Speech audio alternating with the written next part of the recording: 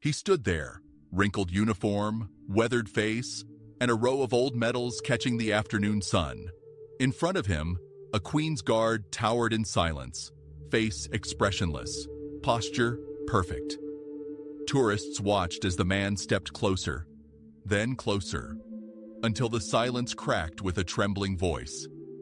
He died before he could wear that uniform. And that's when the guard moved. Before we continue, let us know in the comments where you're watching from, and if you've ever stood before one of these silent guards yourself. It was a cloudy afternoon at Buckingham Palace, the kind of London day where the sky hangs heavy, like a curtain that never quite rises. Tourists milled about, pointing at the famous red coats, snapping selfies, whispering about whether or not the guards ever blink. Standing front and center that day was Lance Corporal James Blackwood, a 30-year-old guardsman whose reputation for discipline was whispered among recruits. He wasn't just ceremonial. Blackwood had served 2 tours in Helmand Province. He knew real combat, real silence, real loss. His job now? Stand still. Don't react. Maintain the dignity of the crown.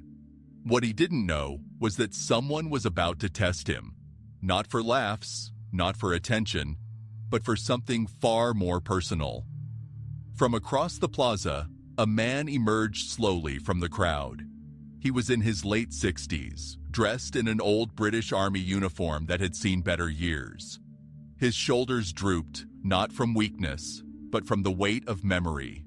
His name was Captain Arthur Hale, a retired infantry officer who'd once led young men through the chaos of the Gulf War, a respected tactician, a devoted father, and a man who, for the past 12 years, had carried an unbearable grief. In his breast pocket was a folded letter, the last one his son ever wrote, before a training accident ended a dream that never got to live. Arthur stepped beyond the velvet rope. A murmur rippled through the crowd. Is he allowed to do that? Wait, what's he doing? Is this another TikTok stunt? But this was no prank. He walked slowly, deliberately, across the stones until he stood directly in front of Lance Corporal Blackwood. Blackwood didn't flinch. Arthur studied him up close. The perfectly polished boots, the gleaming rifle, the unblinking gaze. He wanted to be you, Arthur said, barely above a whisper. My son. His name was Thomas. Still, no movement. Arthur tilted his head and continued, louder this time. He used to practice standing still in front of his bedroom mirror. Used to tell his mother he'd be one of the proud ones. He'd call you the Unshakables. The silence pressed in like a vice.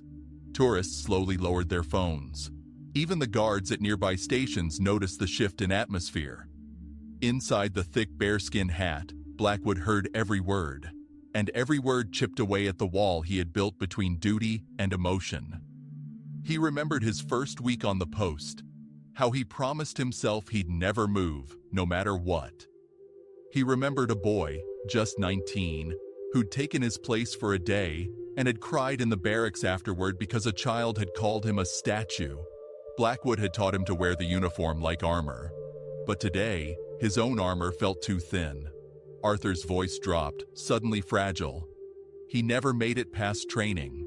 Slipped, hit his head.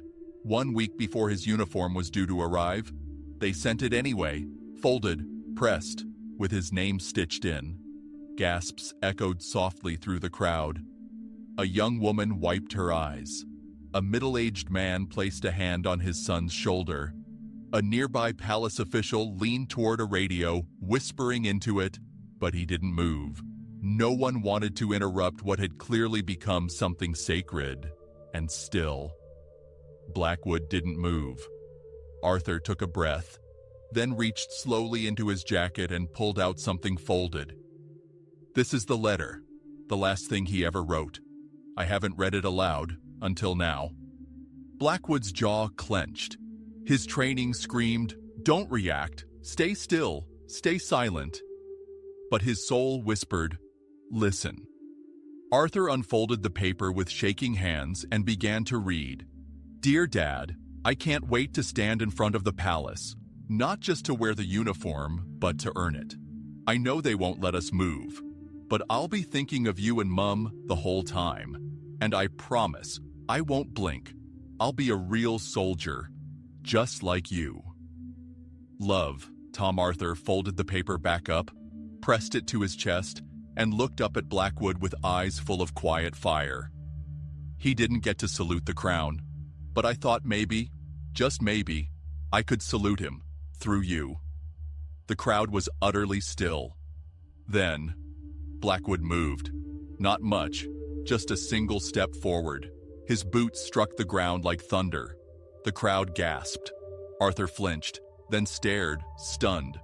Blackwood raised his left hand, slowly, deliberately, and gave the sharpest, cleanest salute a guard had ever given. The square exploded, not with noise, but with emotion. People clapped. Some cried. A child whispered, "He broke the rules," and an old man finally smiled. In the wake of that singular salute, the atmosphere at Buckingham Palace transformed from hushed curiosity to a charged tension that vibrated through every stone of the ancient square.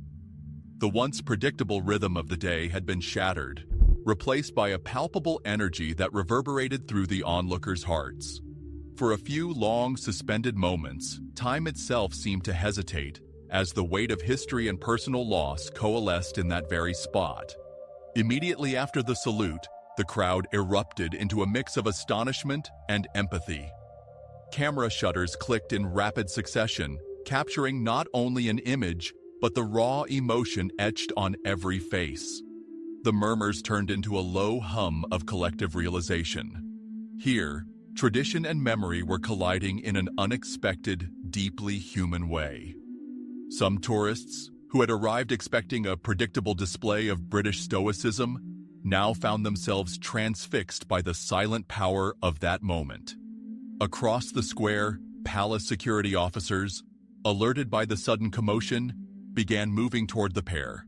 Their faces were set in expressions of professional concern. One officer, his uniform immaculate, exchanged a quick, meaningful glance with a superior as he approached the scene with measured steps. Yet, even as they drew nearer, no one could quite dispel the sense that something irreversible had occurred. An emotional fissure had been revealed in the rigid facade of duty. James Blackwood, the steadfast guard, stood motionless as if carved in stone.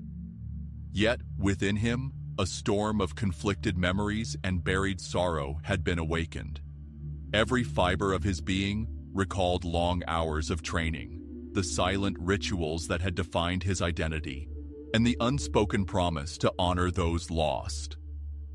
That single, deliberate salute was not just a breach of protocol. It was a crack in the armor he had worn for so many years. A brief, yet profound acknowledgement of the grief that he too carried. Captain Arthur Hale, the old soldier, felt as if time had granted him a fleeting reprieve from his decades of unspoken mourning. His hands trembled slightly as he clutched the folded letter to his chest, the weight of his son's final words anchoring him in a painful reality. The old man's eyes shone with a mix of defiance, sorrow, and the desperate hope that somehow this moment might bring redemption to a past filled with unbearable loss. As Blackwood's salute lingered in the air, the first of the palace officials stepped forward. "Sir, please step aside," a crisp, authoritative voice commanded. The official's tone was courteous yet unyielding, underscoring the necessity of order amidst the emotional upheaval.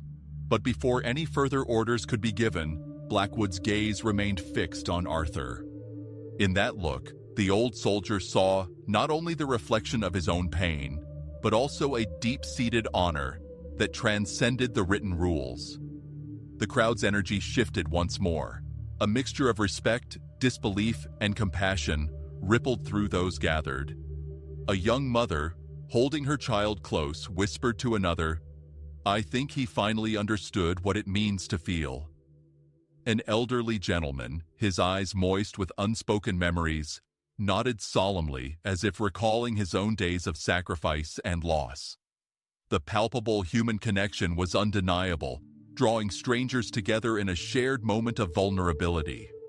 Amid this unfolding drama, Arthur took another step forward, his voice trembling with restrained passion. "I know you were trained to be immovable," he said, his words almost a plea. But no machine could ever honor the promise of a grieving father, or the memory of a bright young soul taken too soon. His voice, rough with emotion, resonated deeply in the silence that had enveloped the square. Blackwood's expression remained impassive, yet every muscle in his body seemed to strain under the burden of the moment. His mind raced back to the countless faces he had seen during his service, the faces of comrades, young recruits, and even the fleeting smiles of civilians whose lives had been touched by loss. And now, confronted by Arthur's raw confession, he was forced to confront the quiet anguish that lay hidden behind his unwavering exterior. A sharp murmur arose as another official, younger and visibly unsettled by the intensity of the encounter, addressed Blackwood directly. "Sir, please, this is not the time or place for personal expressions. You must adhere to your duty." The words, though spoken softly, carried the weight of institutional command. Blackwood's hand wavered ever so slightly as he absorbed the directive. His heart pounded with conflicting loyalties, the unyielding call of duty versus the stirring, undeniable pull of shared humanity. Arthur's eyes filled with tears as he continued, "I'm not here to disrespect the crown or its traditions. I'm here because my son's memory deserves acknowledgement. I stand before you, a man who has lost everything, to remind you that honor is not just about rigidity, it's about remembering the people behind the medals." His voice broke on the last word, the raw sincerity hanging in the charged air like a whispered secret. In that defining moment, the palace square became a crucible where discipline met emotion head-on. Blackwood's internal struggle was written in the slightest tremor of his hands and the deep, troubled look that briefly crossed his eyes. The guard's steadfast facade, honed over years of service, now revealed subtle fissures of empathy and regret. It was as if the memories of fallen comrades had stirred something long dormant, a remembrance of why he had taken the oath in the first place.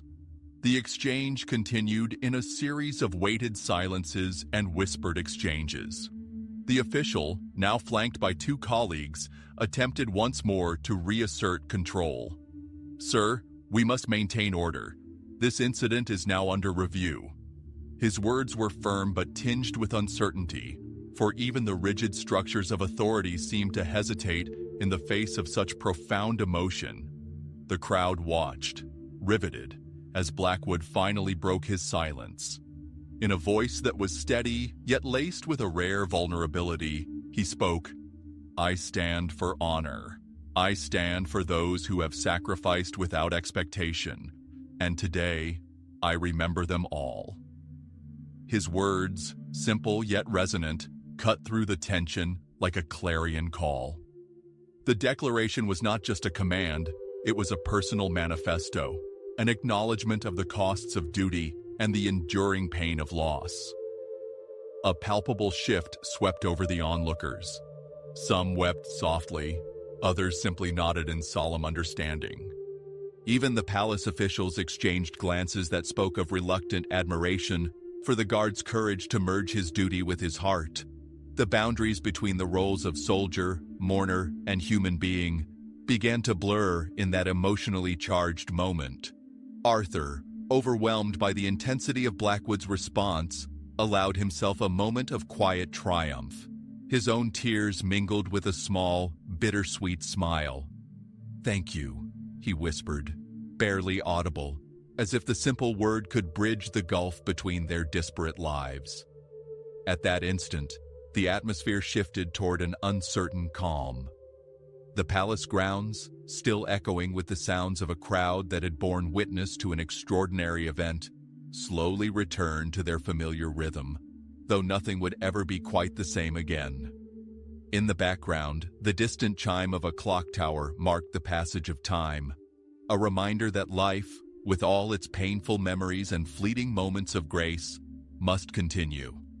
As the security team prepared to escort Arthur to a private area for further questioning, Blackwood remained at his post, his mind swirling with memories, doubts, and a renewed sense of duty. The silence he had maintained all these years had finally been broken by something profoundly human, a single moment of shared grief and honor that would echo in his heart long after the crowd dispersed.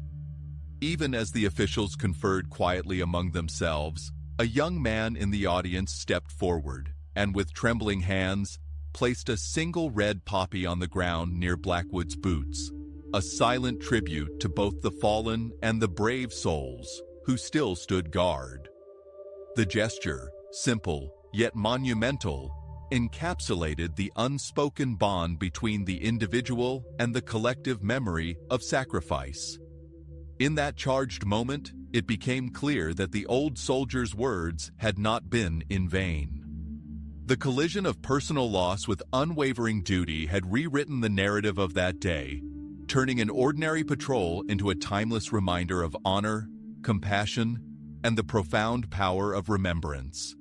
And so, as the afternoon light waned into a soft, melancholic dusk, the square bore witness to an indelible transformation.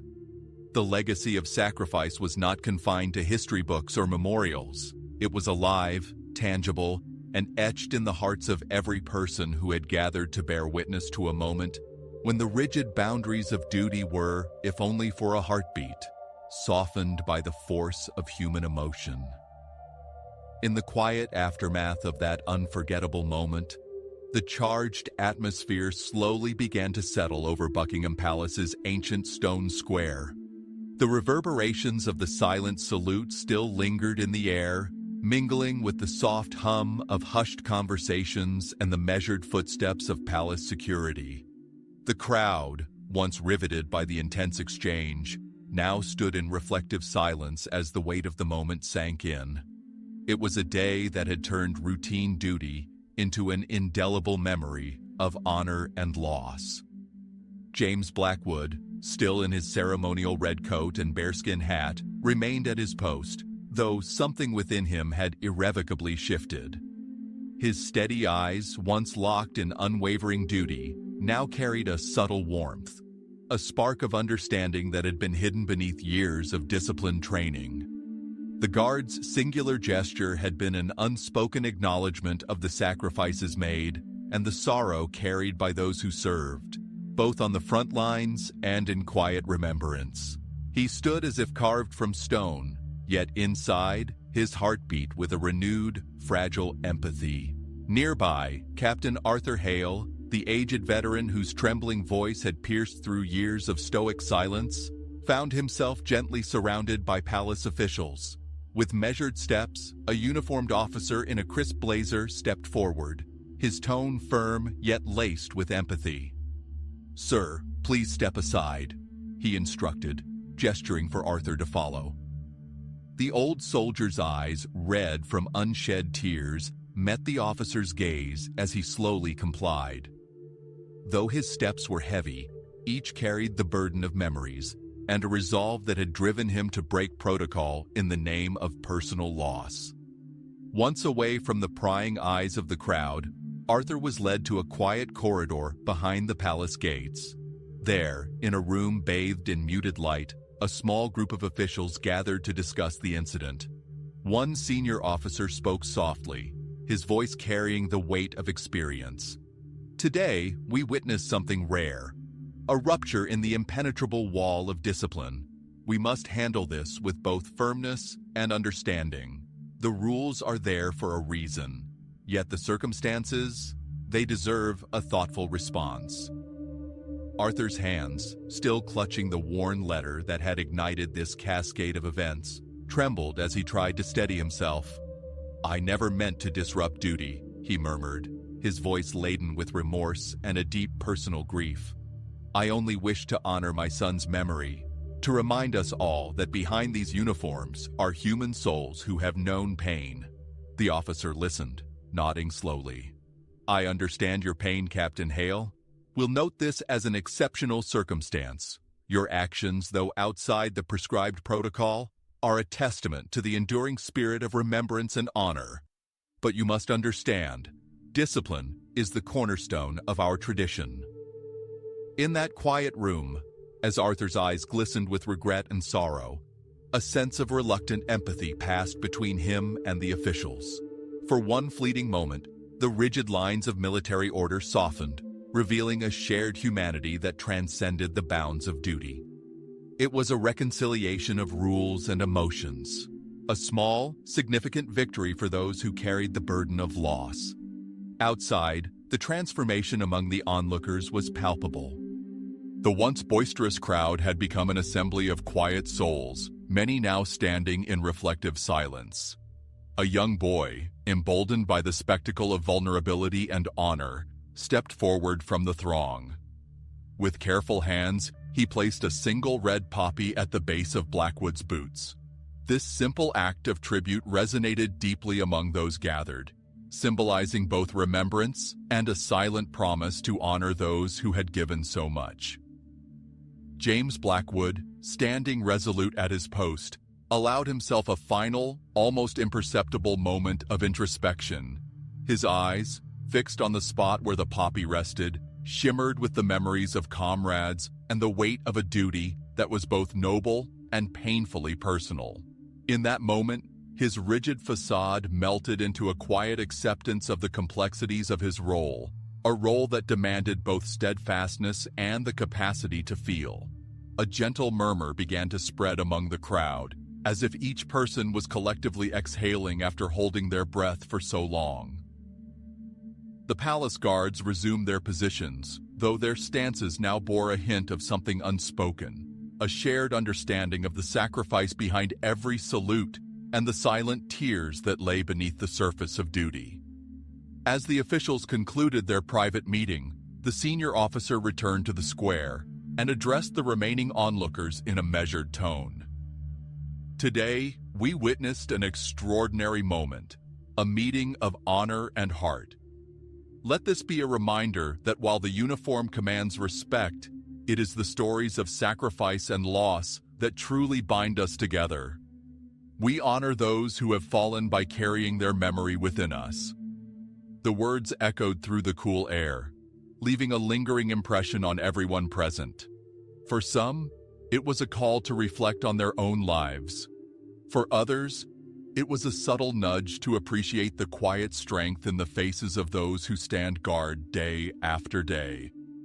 And for James Blackwood, it was the beginning of a personal journey, a journey where the strict lines of duty would forever be tinged with the hues of empathy and remembrance. As twilight crept over Buckingham Palace, the square began to empty slowly, the crowd dispersing with the silent promise of a story that would be remembered long after the day's events had faded into history. The red poppy at Blackwood's feet remained, a lasting symbol of the sacrifice and love that defined both a soldier's duty and a father's heart. And so, as the night fell gently over the palace, a profound lesson emerged from the chaos of emotion and order. True honor lies not in the unyielding adherence to rules alone, but in the ability to remember, to feel, and to acknowledge that every salute, every gesture of remembrance binds us together in a shared humanity. Before we part, we ask you, what does true honor mean to you? How do you balance the call of duty with the whispers of the heart? Share your thoughts and experiences in the comments below. Your reflections are as vital as the lessons of this day. Thank you for watching and being part of this journey of remembrance and respect. If this story touched you, please like the video, subscribe to our channel, and ring the bell for more unforgettable moments of honor, humanity, and history.